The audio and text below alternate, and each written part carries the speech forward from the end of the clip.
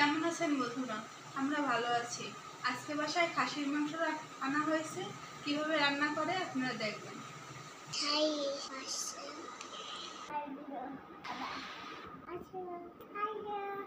বাজার থেকে খাসির মাংস নিয়ে আসছে। আজকে এই মাংসটা রান্না করব।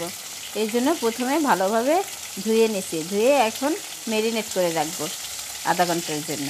কীভাবে ম্যারিনেট করছি সেটা আপনাদের সাথে শেয়ার করতেছি। প্রথমে দিয়ে দিচ্ছি 2 চামচ কারি পাউডার,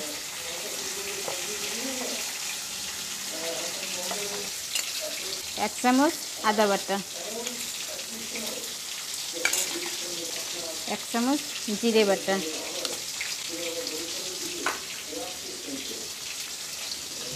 অল্প একটু পেঁয়াজ কুচানো, 1 চামচ রসুন কুচানো, কয়েকটা কাঁচামরিচ চেরা, লবণ। সব উপকরণ দেওয়া শেষ। এবার ভালোভাবে মাখিয়ে নেব।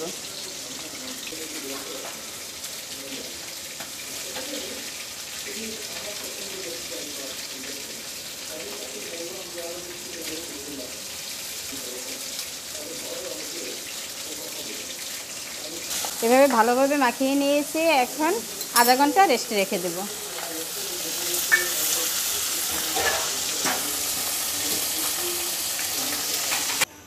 খাসির মাংস রান্না করবো, এই জন্য প্রথমে দিয়ে দিচ্ছি সাদা তেল। এরপরে বেরেস্তা ভেজে নেব। এই জন্য কিছুটা পেঁয়াজ কুচি দিয়ে দিচ্ছি। বেরেস্তাটা আমার মাংসে লাগবে।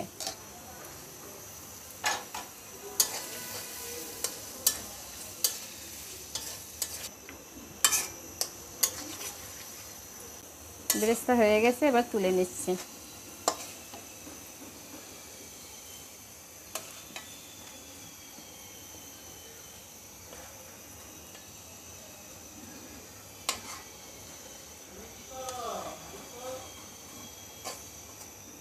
কিছুটা বেরেস্তা রেখে দিয়েছি। এই তেলে দিয়ে দিচ্ছি পেঁয়াজ রসুন।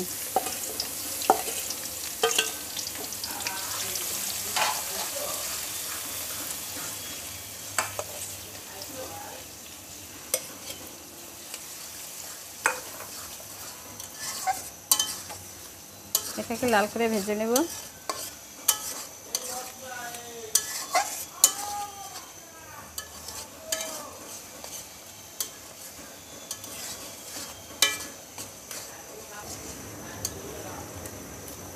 পেঁয়াজ রসুনটা ভেজে নিয়েছি। এবার এর মধ্যে সব মশলাগুলো দিয়ে দেব। প্রথমে দিয়ে দিচ্ছি 2 চামচ আদা বাটা। আমার মাংসের পরিমাণ প্রায় 2 কেজি, এই হিসেবে মশলা দিচ্ছি। এরপরে দিচ্ছি 2 চামচ জিরে বাটা,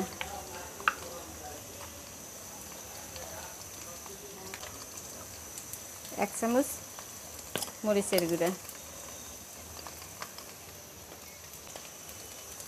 1 চামচ হলুদের গুঁড়া, 1 চামচ আর একটু দিলাম।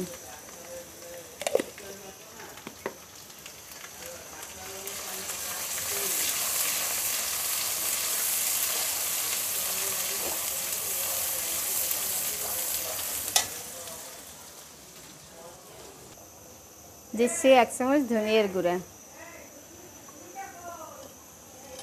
1/2 চামচ গোলমরিচের গুঁড়া। এখন সব মশলাগুলোকে ভালোভাবে কষিয়ে নেব। একটু জল দিয়ে মশলাটাকে ভালোভাবে কষিয়ে নেব।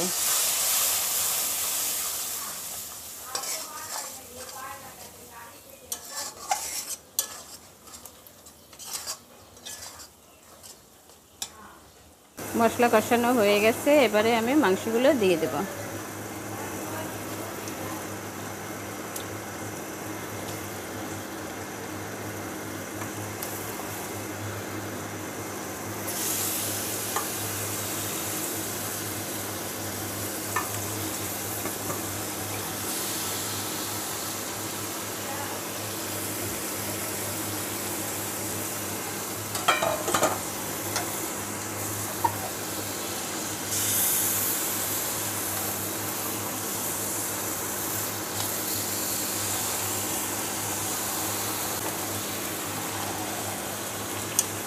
মাংসের সাথে সব মশলাটা ভালোভাবে মিশিয়ে নিয়ে এবার ঢেকে দিব।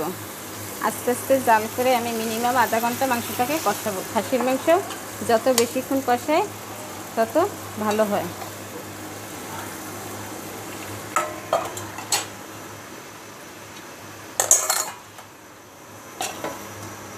এবার ঢাকা দিয়ে আস্তে আস্তে এটাকে কষিয়ে নেব, মাঝে মধ্যে নাড়াচাড়া করে দেব। ঢাকনা তুলে নিয়ে দেখি মাংসের অবস্থা।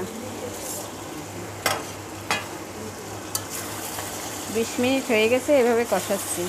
এখন কিছু মশলা আবার অ্যাড করব। আমি শুরুতেই লবণ দিই না, এমনিতেই মাংস বসালে জল বেরোয়, এই জন্য লবণটা কিছুক্ষণ পরে দেই। দিয়ে দিচ্ছি 1 চামচ আর 1/2 চামচ লবণ। এরপরে দেব কিছুটা চুই ঝাল। এগুলো শুকনো বাজারে কিনতে পাওয়া যায়, কাঁচাও পাওয়া যায়। আমি শুকনোটা কিনে নিয়েছি, কিনে কিছুক্ষণ ভিজিয়ে রেখেছিলাম, এখন দিয়ে দিই। এটা দিলে মাংসটা অনেক সফট হয় এবং একটু স্বাদও বাড়ে।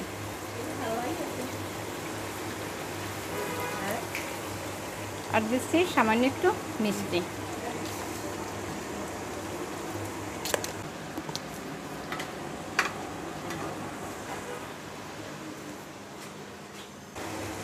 কাপ পরিমাণ টক দই দিয়ে দিচ্ছি।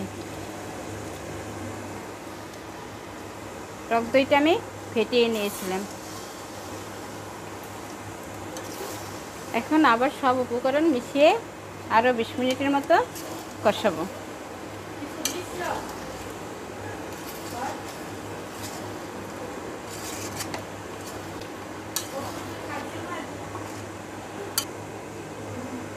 ঢেকে দিচ্ছি, এভাবে আরও 20 মিনিট কষাতে থাকবো। প্রায় 20 মিনিট হয়ে গেছে, দেখি এখন কী অবস্থা মাংসের। হ্যাঁ, কষানো পুরোপুরি হয়ে গেছে, মাংস একদম সিদ্ধ হয়ে গেছে। বেশি সময় নিয়ে মাংস কষালে নরম হয়ে যায়, এই অবস্থাতেই খাওয়া যায়।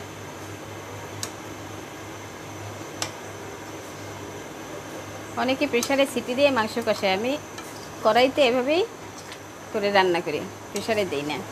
এটা আমার কাছে মনে হয় মাংসটার স্বাদটা অনেক বেশি হয়। জল দিয়ে দেব। আমার মাংস অলমোস্ট 60% রান্না হয়ে গেছে কষানো অবস্থাতেই।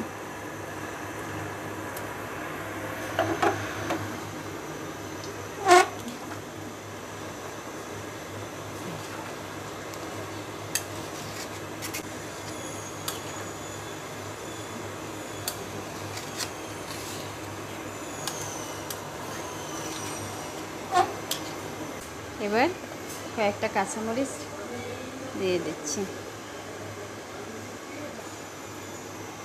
এবার ঢেকে দিলাম। মাংসের ঢাকনা তুলে দেখছি কী অবস্থা।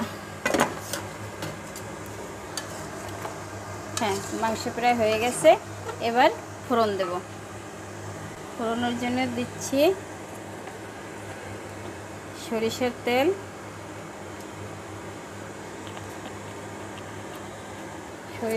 দিচ্ছি। এরপরে দিলাম 2টো তেজপাতা, 2টো শুকনো লঙ্কা,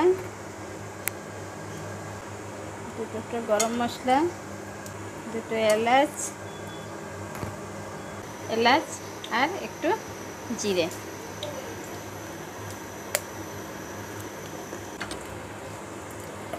ফোড়ন হয়ে গেছে, এবার মাংসের ভিতরে ঢেলে দিচ্ছি।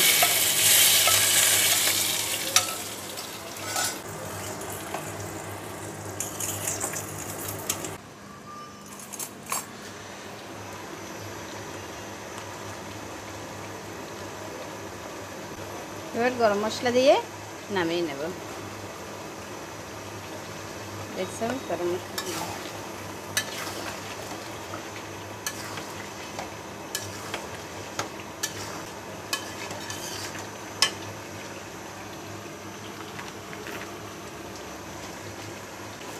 মাংস রান্না হয়ে গেছে।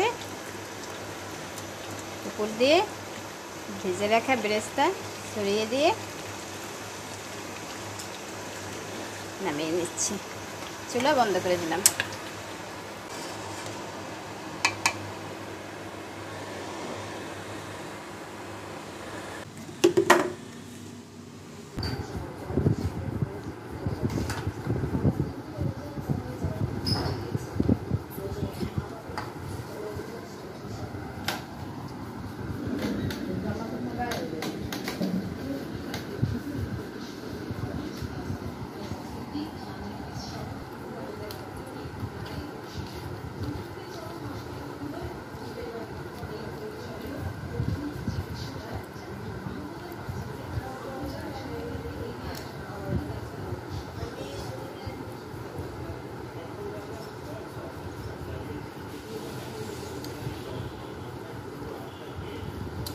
মাংসটা তো খুব নরম হয়েছে,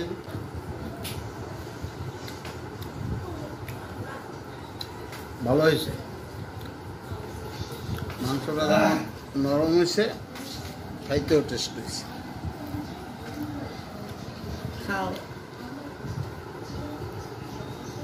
এই নাও, মজা লাগে নিয়ে খাইয়ে।